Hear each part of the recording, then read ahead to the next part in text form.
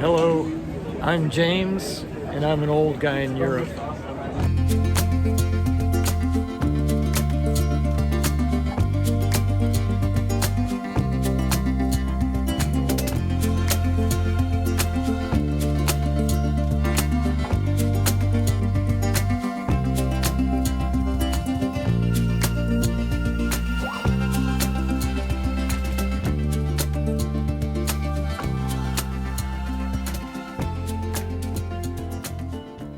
Hello, and welcome to another episode of An Old Guy in Europe.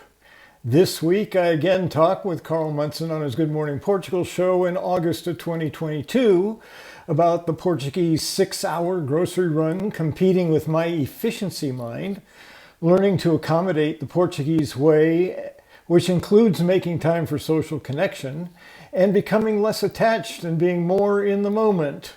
So once again, and as always, I ask you to please sit back, relax, and enjoy.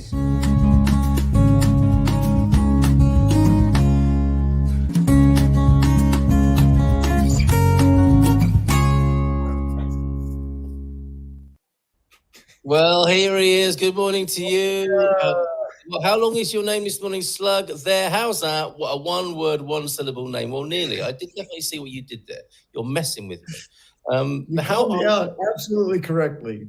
I have a rebellious 15-year-old living inside of me all the time, just always waiting to express himself. That's right. We went from asses to smart asses, I think, this morning. I picked the right word there, didn't I? Rebellious. Okay, so Yes. that spirit lives on, alive and well in you this morning, and always by the sound of it. Absolutamente.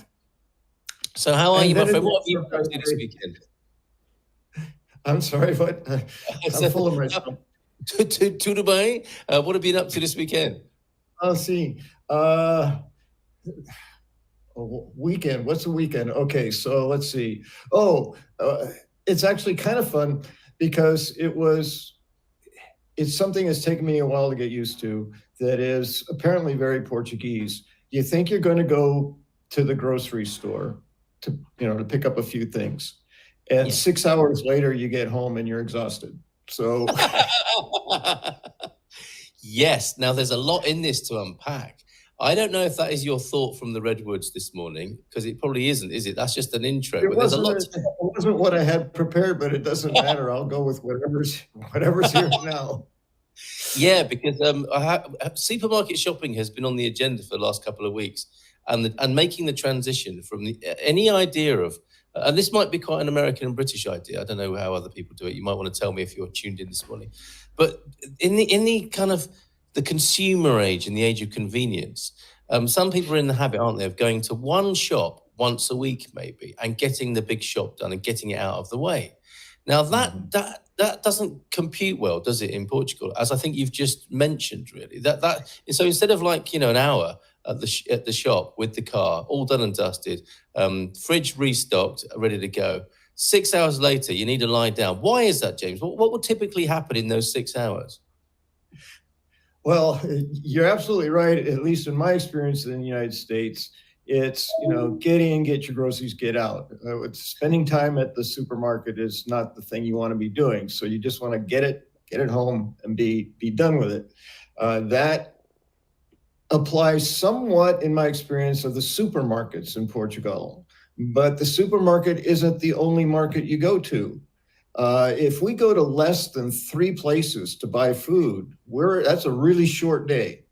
And sometimes it involves 3 supermarkets.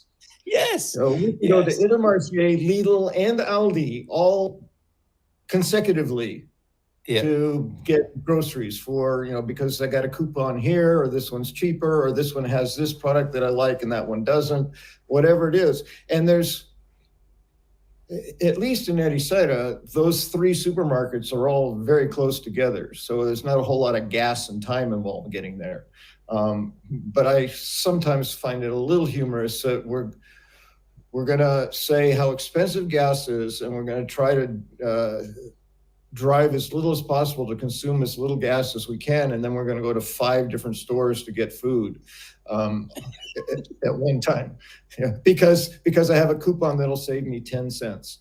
that kind of thing. It's like the efficiency mind that is always my priority. I realize my thinking always starts with what's the most efficient way, and it gets not quite too obsessive compulsive, but it really wants to take priority. So to me, it's like to spend €1 to save 10 cents doesn't make any sense to me. But beyond that, the overriding experience is one of going to local markets, getting fresh food, and socializing. Even if the socializing isn't intended, it's not like I'm going to go meet my friend there. So I'm just going to go there and I'm going to see a bunch of people I know, including the merchants, and we're going to engage in 20, 30-minute conversations when we buy a tomato. So that's what takes the time. But it's a it actually suits me much more than the sort of US style of getting in, getting upset because there's a line, wanting to get out and get home or whatever with your groceries. It's much more suited to my style. It's taken me a little while to get into the pace of that, and I really enjoy it. And I just have to remember that running out for a few groceries is not going to be a 1-hour thing. It's going to be an all-day thing. So you have to have a day, which I didn't have in the United States, but I do have here. I think it's wonderful. What do you call it? Is it tomato time or something like that? We don't have a name for it. It's just, I love the idea of tomato time. Sorry, I was just Matty's sending me more images, which I'm endeavoring to download in the background. Thank you very much, Matty. It was the Goish Motor Club, and we'll come back to those later on. I think it's wonderful, and it is a transition to be made, isn't it? I think if you're trying to do the big shop, as already we only have to mention big shop, and people are sending in images of their big shops. Here's one.